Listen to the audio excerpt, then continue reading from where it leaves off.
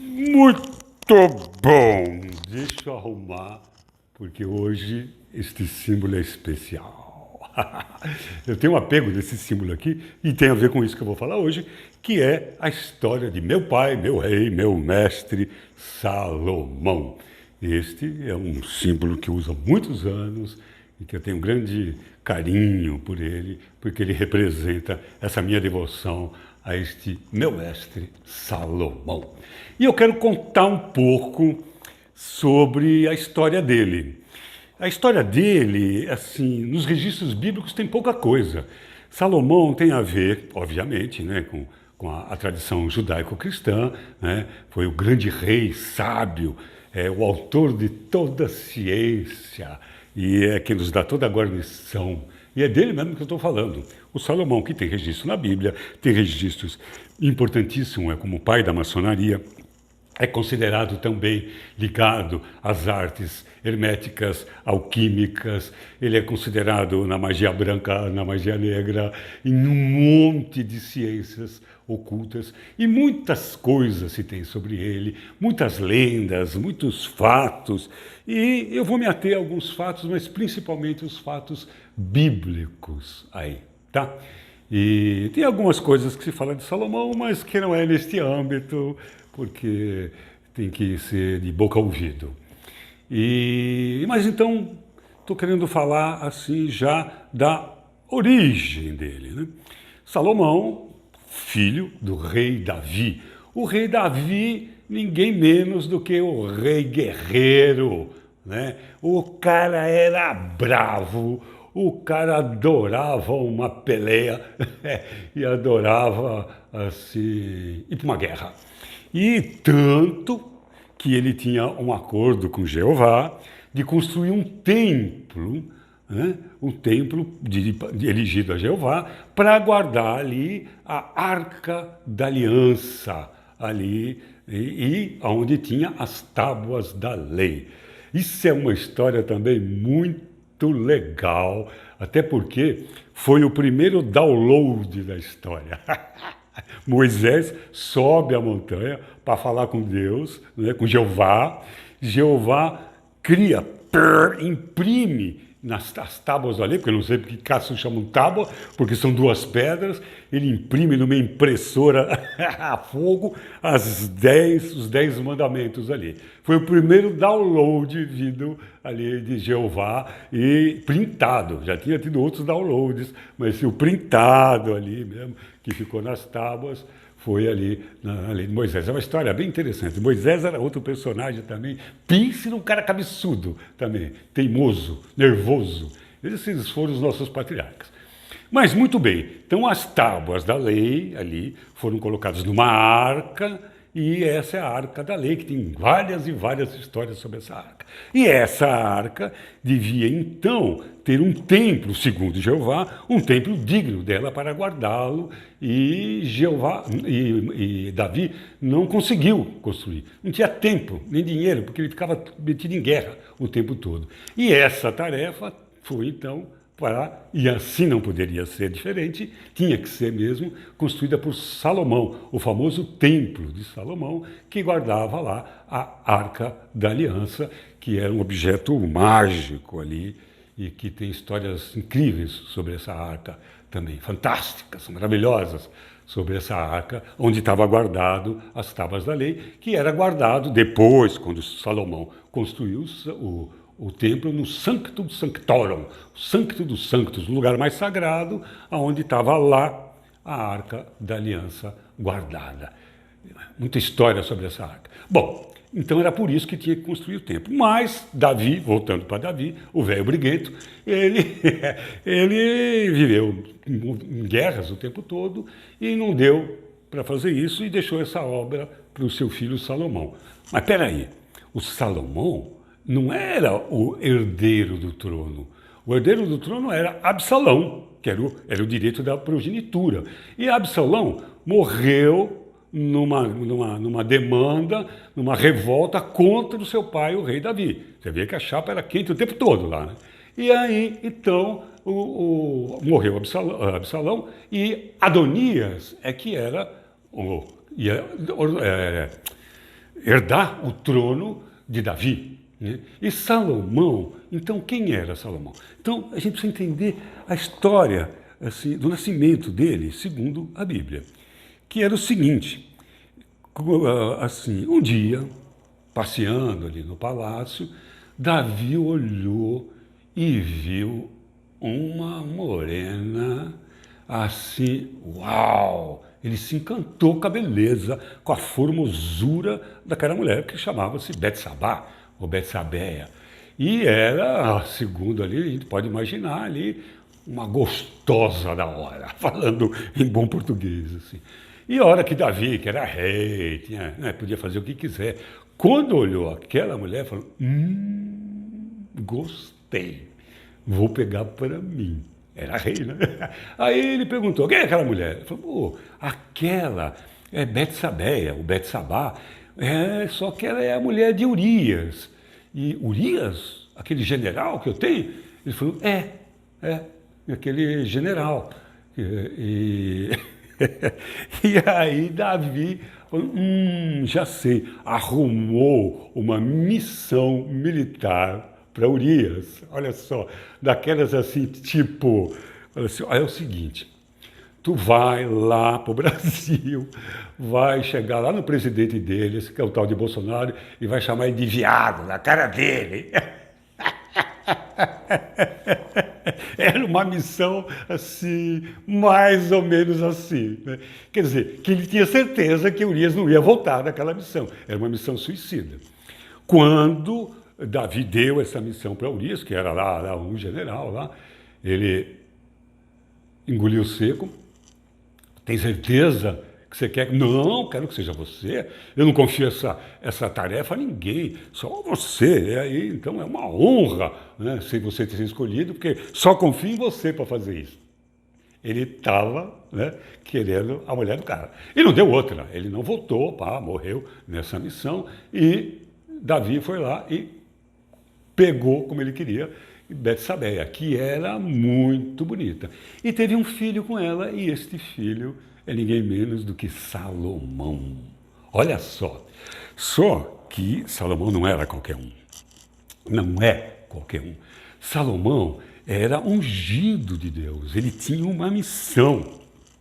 E às vezes fica difícil entender assim, as coisas que Salomão fez se a gente não entender qual era a sua missão divina, que era realmente de dar um basta no que circulava na época em termos de conhecimentos espirituais. Né?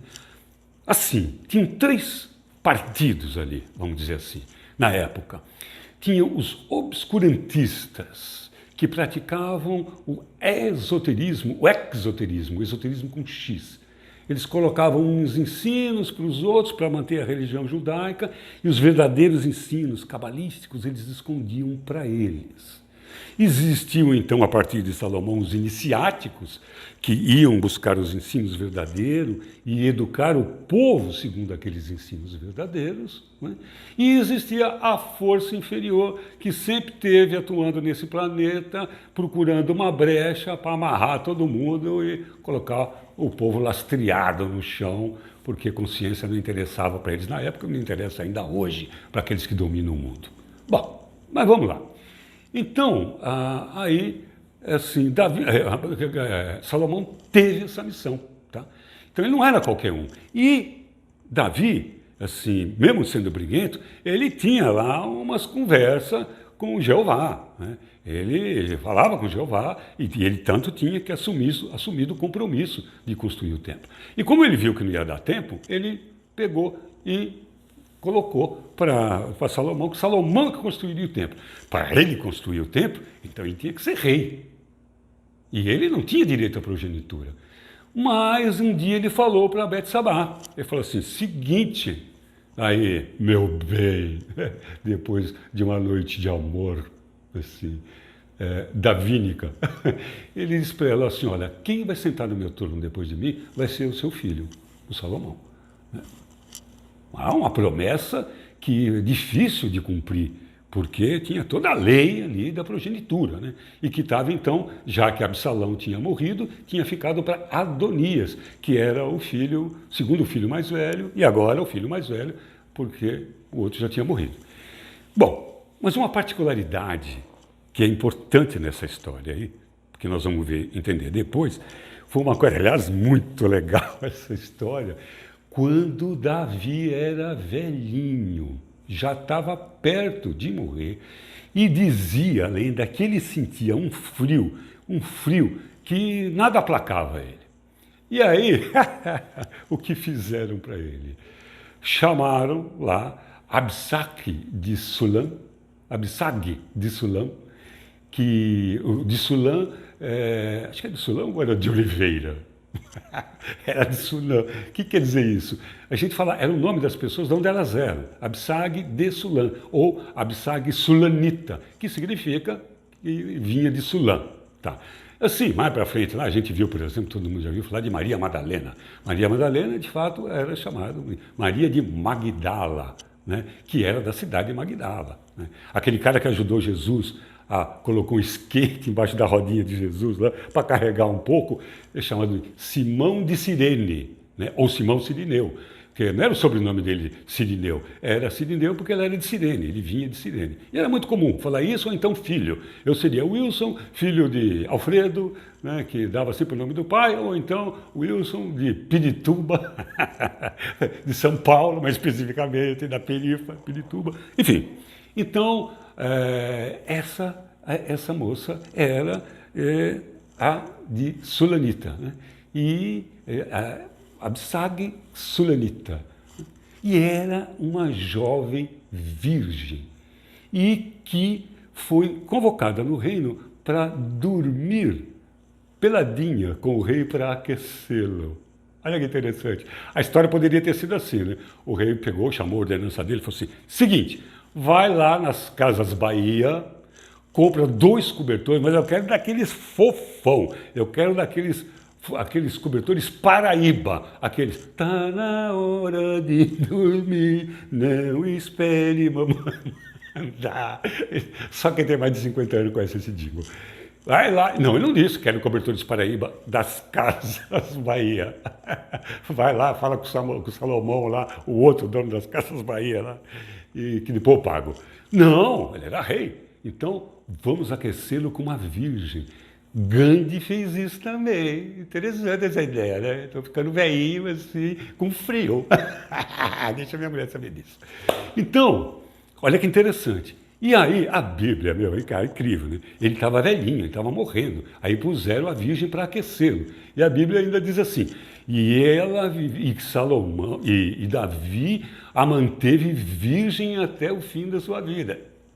Ué, o cara era velho! A espada dele já estava meio borrachuda, né?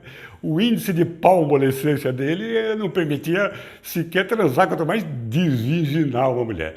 Então não precisava ter dito isso que ele deixou na virgem. Até porque a função era aquecê-lo ali. Interessante isso daí, né? Bom, ponto parágrafo, e aí vamos continuar a história. Já então, morrendo, aí... E Salomão, ele tinha um partido dele, e ele tinha o sacerdote dele, que era Natã. Natã era o sacerdote dele. Todos eles, o Adonias também tinha seu sacerdote lá, que era, como é que era o nome do sacerdote dele? Eu anotei aqui para não esquecer. Abiatar.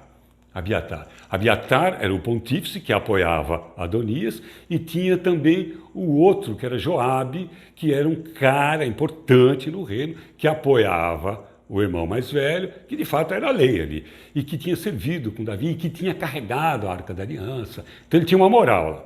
E do lado de Salomão, Natã era o cara que cuidava de Salomão, era um profeta ali, e que era um cargo político também lá.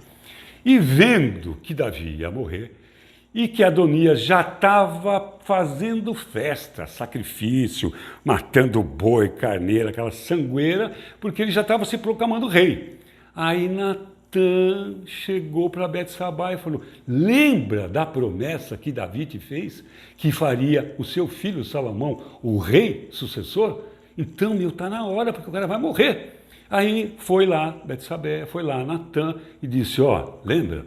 E aí Ananias já está se proclamando rei. Tu nem morreu ainda, Ananias já está se proclamando rei. E aí Davi, que era velhinho, mas ainda lembrou, né, daquilo que ele precisava fazer, falou: caramba, é isso, vem cá, chama todo mundo aqui. Chamou todo mundo lá, os sacerdotes, os profetas do reino, e disse assim: ó, eu quero que quem me suceda seja Salomão.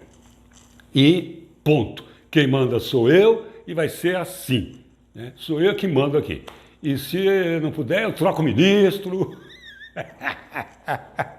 Enfim, vai ser Salomão. E bom, quem é que ia discutir com o rei? E também, eles já sabiam, porque Salomão já tinha um grande conhecimento, já tinha provado a sua origem divina. Tanto que foi proclamado rei, foi ungido como rei por Natan e tudo, atropelando a lei da progenitura, e Adonias não reclamou, não chiou, muito pelo contrário, falou: agora ele vai me matar, e correu para se esconder dentro do templo, porque dentro do templo que tinha lá, que não era o templo de Salomão ainda, né? No templo que tinha, ele era proibido prender, matar alguém, então ele se escondeu lá dentro do templo. E como Salomão era assim, um cara justo e tal, e deixou ele lá, aí ele viu lá, que não tinha sido morto, nada, nem ele e nem o profeta dele lá, né? E aí então eles continuaram na boa ali. Até que um dia o tal do Adonias, irmão, né, mais velho de Salomão, vai procurar Betsabeia, vai fazer um pedido para ela. Falou: ó, eu vou te fazer um pedido e você, assim, você há de concordar que eu fui lesado nessa história, era eu para ser rei, né? E eu não fui, eu não reagi, fiquei aqui.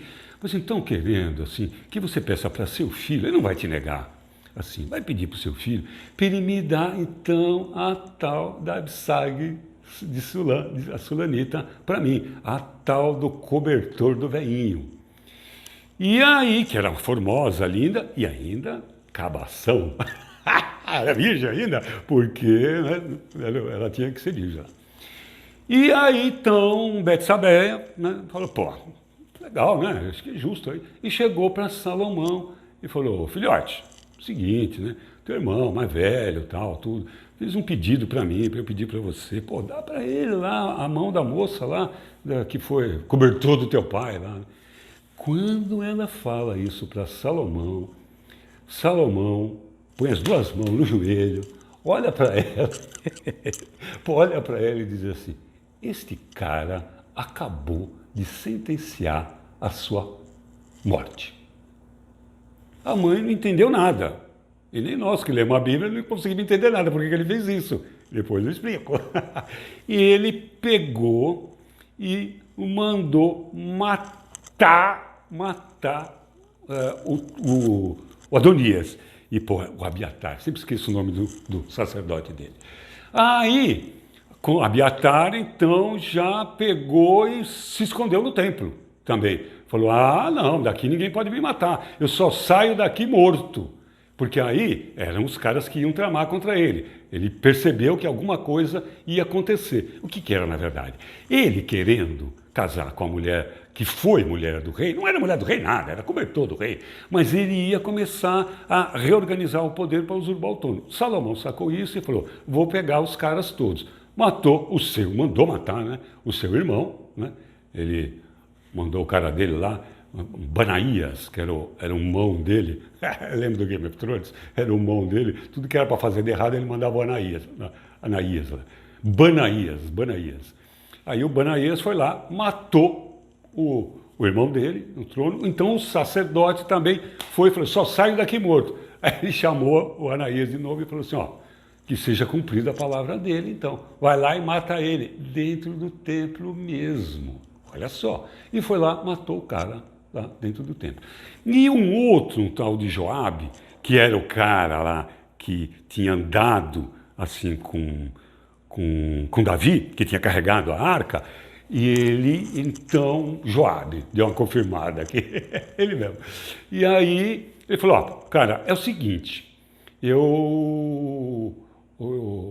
correu lá dentro do templo e falou, ó, assim, você morreu, vai morrer, se agarrou lá dentro do templo e tudo, e aí esse daí pegou, ele falou assim, ó, como você andou com meu pai, Joabe, você vai fazer o seguinte, você vai para as suas terras e não pode sair de lá. Se você atravessar o rio, que é o Hebron, se atravessar as tormentas do Hebron, você vai morrer.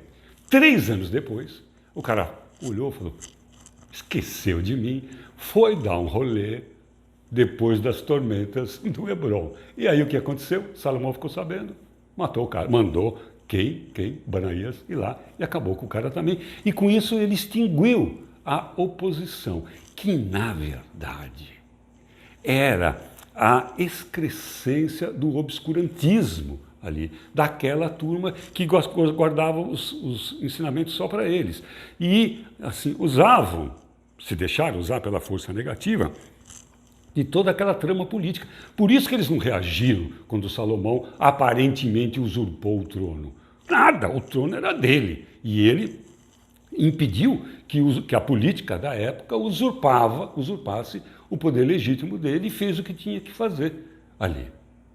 E aí ele acabou com os irmãos e começou a reinar ali. E coube a Salomão aí a construção do templo. E é muito interessante aí, porque a história mais profunda de Salomão coloca assim do porquê que ele construiu o templo daquele jeito e porquê que ele construiu o templo com um cara muito iluminado também chamado Hiram Abif. E o que significa a construção do templo assim e como ele fez para fazer aquilo em cima dos olhos de Jeová.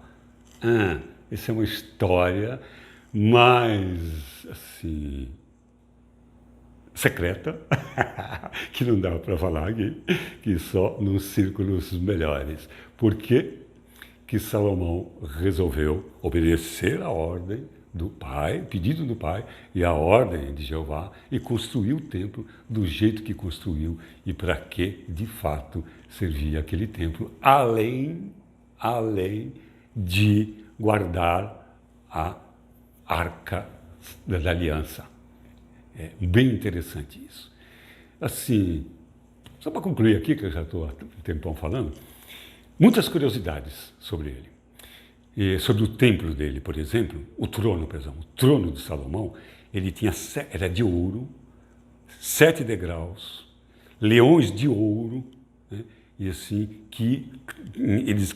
quando ele subia o templo, esses leões de ouro se animavam, tomavam vida e levavam o rei assim até o trono, onde uma águia de ouro voava e colocava-lhe a coroa em cima da cabeça.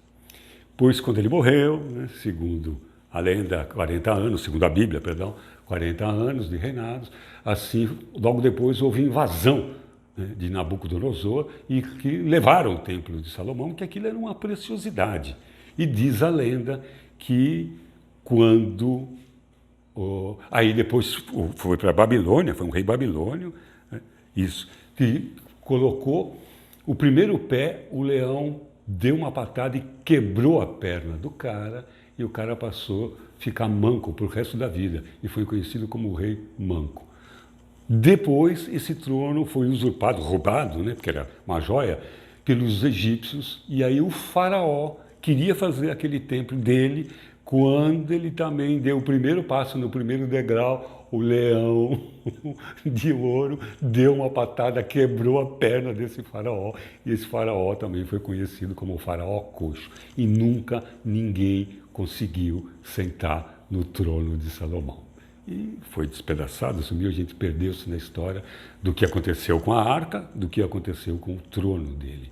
Até hoje, assim, existem histórias de que essa arca deve estar em algum lugar ainda guardada e que onde tem as tábuas da lei, a Arca da Aliança. Legal. Muito bom! Essa é uma história bíblica e com alguns dados não bíblicos sobre meu pai, meu rei, meu mestre Salomão. É isso aí. Vamos falar outras histórias. A história do Êxodo, né?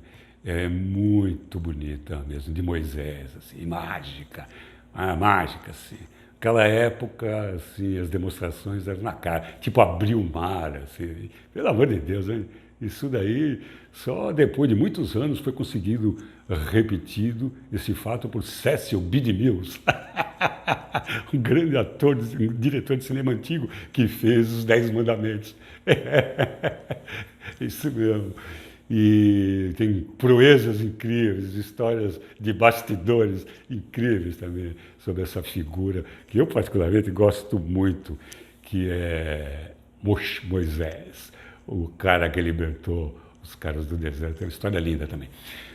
Muito bom! É isso aí, reflita sobre essa história. Claro, né, que eu procurei colocar numa linguagem bem coloquial alguma coisa que é sagrada e profunda.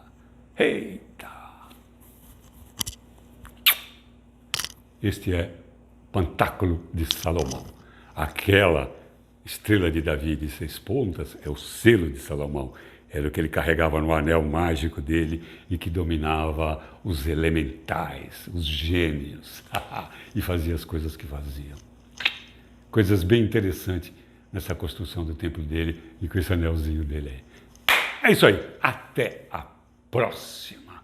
A Bíblia Revista sob a interpretação desse velhinho que vos fala. Não é só minha, não, né? Isso aí não é da minha cabeça, não.